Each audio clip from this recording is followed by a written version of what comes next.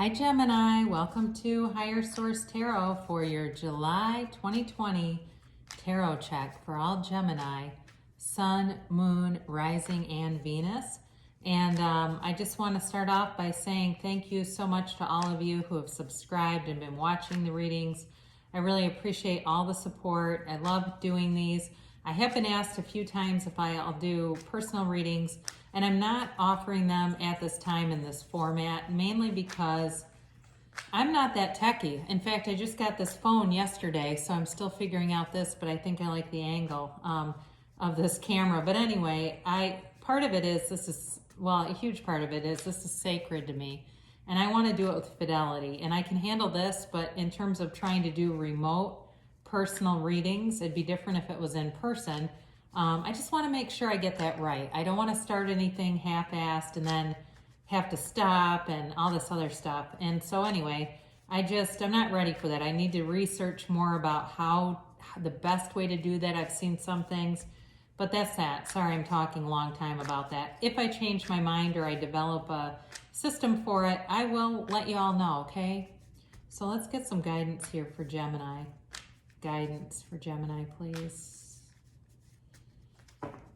All right, here we go, guys. It's for Gemini, Sun, Moon, Rising, and Venus. So remember, it's always somebody's reading, but it's not everybody's. So if it doesn't resonate, check a different part of your chart. Give you something to do, right? Your current position is the Ten of Pentacles. The influence around it is the Magician. Wow. Beautiful, right out of the gate. You've got the Ten of Cups in your destiny. Do I need to go farther? All right, I will. In the distant past, you have the Page of Wands. In the more recent past, you have the Queen of Cups. Coming towards you, you have the Seven of Cups. You're represented here by the Queen of Pentacles. The people around you or the situation is the Wheel of Fortune. You've got the Eight of Swords in your hopes and fears here. And then in the outcome, wow, you've got the Ace of Pentacles. Then the bottom of the deck, holy crap, you've got the Fool and the Four of Wands. This is awesome. What a beautiful reading. My God, I feel like the whole summer is going to be really great for you. You definitely have love coming in, but you've got a brand new beginning here. It's like a fresh, beautiful, clean slate, and you're moving forward with, I get the words prowess, with integrity, with strength, with just an absolute freedom in your step. I love it. When you have the Magician and the Fool together, I absolutely love these two together because there's such a magical energy, okay? The Magician holds his wand, the staff up to the sky in a very commanding pose. And he also has a wand here. He's got all the elements on the table, plus infinity above his head.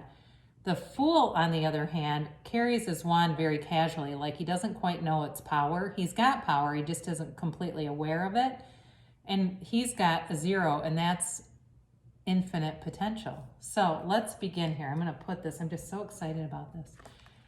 So your current position, you've got the 10 of Pentacles, and that's the wealth card. That is joy and harmony for everyone. But I also feel very strongly in this particular reading, you've got somebody who wants to make a connection with you, and it's very powerful. It is a lifelong connection here. And the way that they just gaze into one another's eyes, and they're completely unaware, they're completely unaware of anything surrounding them. It's like, it doesn't matter. You know what I mean? Like, as long as they're together, the rest of life will fall into place. It's really a beautiful energy. And so with the Magician, this certainly could be about manifesting. So some of you may be manifesting the relationship, or you may be manifesting elements around it, wanting to have enough financial freedom to travel and to do things, that never-ending cup of love, that sword that brings in great communication, and the wand to make heaven come to earth, to just make all your dreams come true. It really is, there's a connection here for somebody, and I don't know who it is. I mean, you know, right off the bat, it feels like something newer. It doesn't necessarily feel like a marriage that's already in progress. But it certainly, you know, there's potential too for a reunion too. But you have here in your destiny position the Ten of Cups. And the Ten of Cups, part of this is you've got, it's like it's telling you there's, the bad days are behind you, I guess is what I'm getting. It's like it's telling you this rainbow comes in after a storm and tells you, you know, be free, go forth and know. It's like just such a beautiful family is part of the destiny in this conviviality. It's like you're in sync with whoever this is. You are in sync. You want the same things in life. You know, you don't see one of the parents like screaming at the kids or, storming out of the picture, right? So even if you don't want, because the Ten of Cups is very subjective. So even if you're going, well, I don't want kids, that's okay. The card depicts this, but it's really whatever your source of happiness is. That will be aligned with this partner. You have a belief system that corresponds, that is compatible, but it's more than just compatibility. It's beyond that. It's almost like zipping up a zipper. It's like you just meet and mesh and it goes and it's just the right fit. It is just the right fit. I mean, this is truly one of the best readings I think I've ever seen for you. And I don't know, if going through Gemini season has given you some momentum, but it really comes out beautifully here. So in the past, you may have met someone who had inspired action. It's like they had that spark of creativity. That's what wands are. They're that spark that ignites things. And it definitely feels like, again, like you had a spark in a relationship. Like you had, something that just really caught your eye, somebody, and it feels like love at first sight to me. And if it hasn't happened yet, that's what it feels like a knowing. Like there's just a knowing, or like you feel like you've known this person before. There's this really beautiful, comfortable energy where it's like I'm seeing two people in a coffee shop talking about music and concerts they've been to. And it's stuff from a long time ago. They're talking about bands like the Smiths. Remember them from... that Morrissey was the lead singer of the Smiths. It's like bands from like the 80s. So, and they're like bonding over this. That's what it feels like. It's just very natural. It's very free. And again, that page brings in this spark. Now, in the more recent past, you've got this Queen of Cups. And some of you, if you have not manifested a relationship yet, you're pulling it towards you with the Queen of Cups because this is such a gentle, kind energy. And when you put this out into the universe, you will get it back. It is the law of attraction, the law of magnetic attraction, however you like to call it.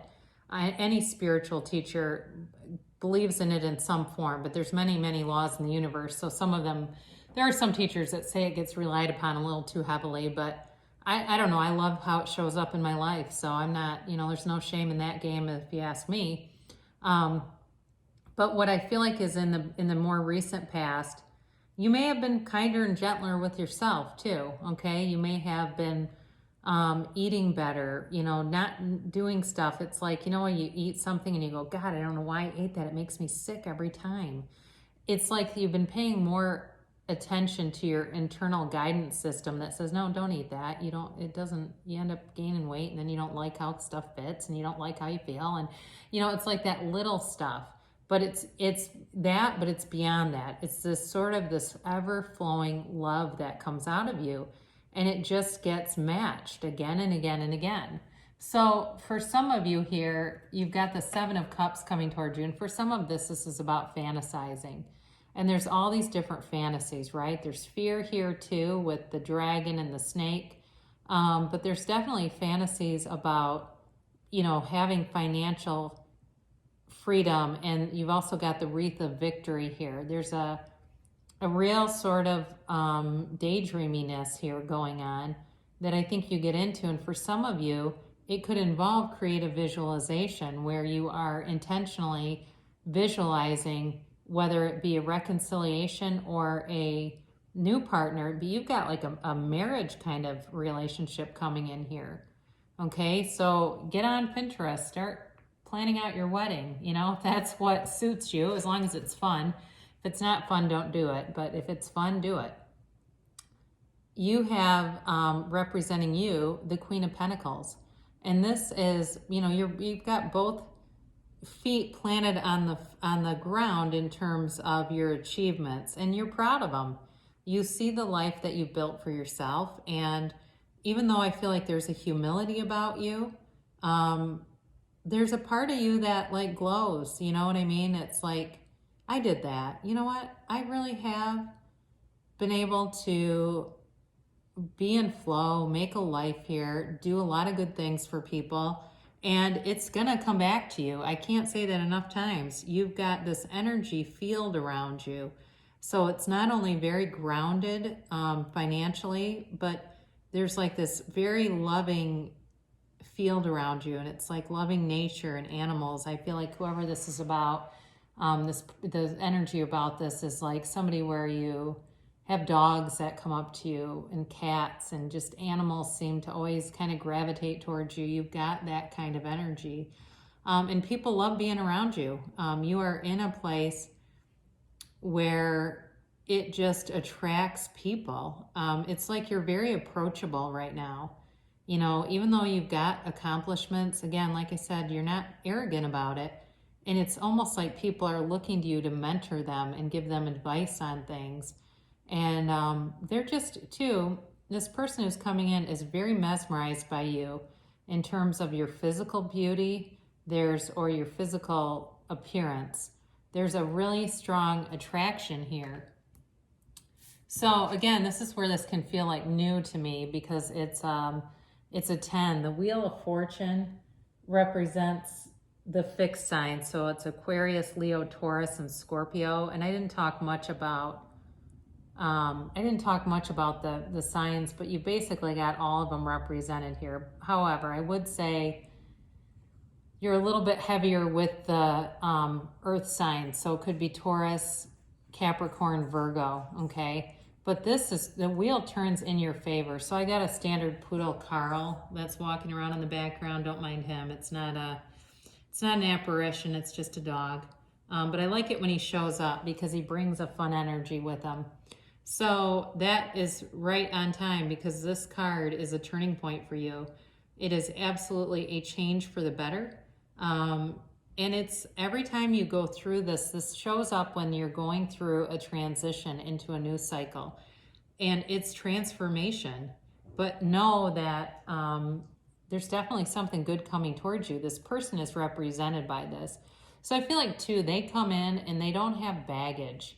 This is somebody who's, relationships that they've had, it almost feels like they haven't had a lot of depth. Like they've had them, but there's nothing where they're fixated on something from the past, or they've got a lot of heartache that they've had to work through, or even a lot that they're working through. It feels more like, a lot of kind of shorter 1-2 year kinds of things. And they're ready for a long-term commitment. They really are. They're ready to run the distance with somebody. And it's, again, you've got infinite abundance here twice, because this is also infinite abundance along with the Magician.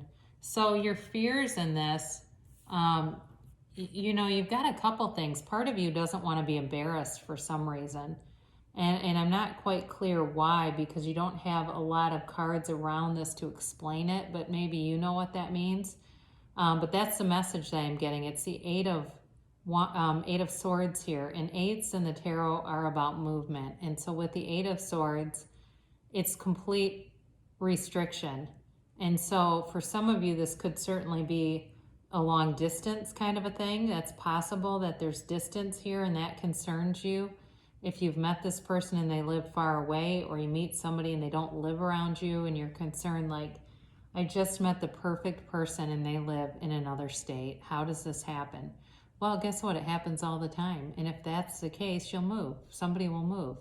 I mean, people do it all the time. So the other thing that it certainly is like a self-imposed prison. It's too much thinking. And, you know, these bandages are wrapped very loosely. She could slide out of them anytime. In fact, she doesn't even need to because her feet aren't bound. She can walk forward free anytime. So for those of you, you know, if you have something from the past, keep in mind the Fool carries in this bag all of his experiences, but he carries them very loosely behind them. They serve him because it's like he knows, you know, what to watch out for, the pitfalls and things, but they don't keep him trapped. So those experiences are part of his wisdom. They're becoming part of his internal wisdom, and they're not here to keep him stuck or bound in any way. But your outcome here, my God, this is absolutely beautiful. What a fabulous conclusion. You've got the Ace of Pentacles and the Fool, brand new beginning cards, all right? You've got those with the Four of Wands, and the Four of Wands this is about becoming open, okay? It's called the 1111 card. It's often the marriage card in the tarot, but they're leaving this walled city to go to complete freedom.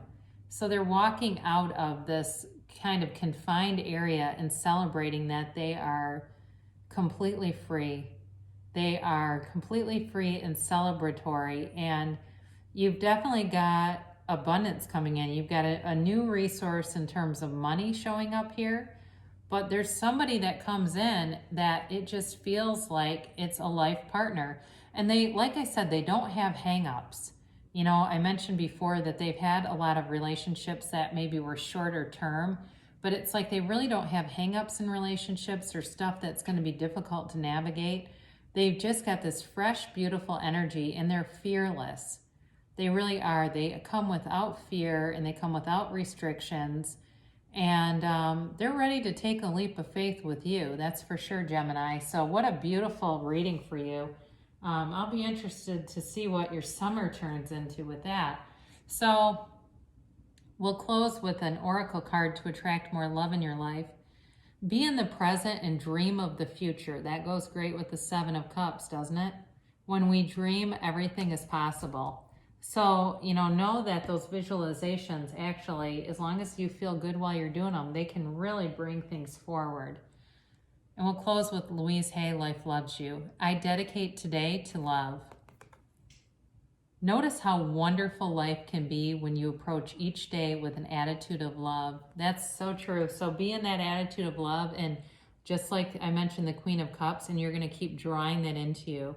Very, very beautiful reading for you, Gemini, and I love you so much, and I'll be back again soon.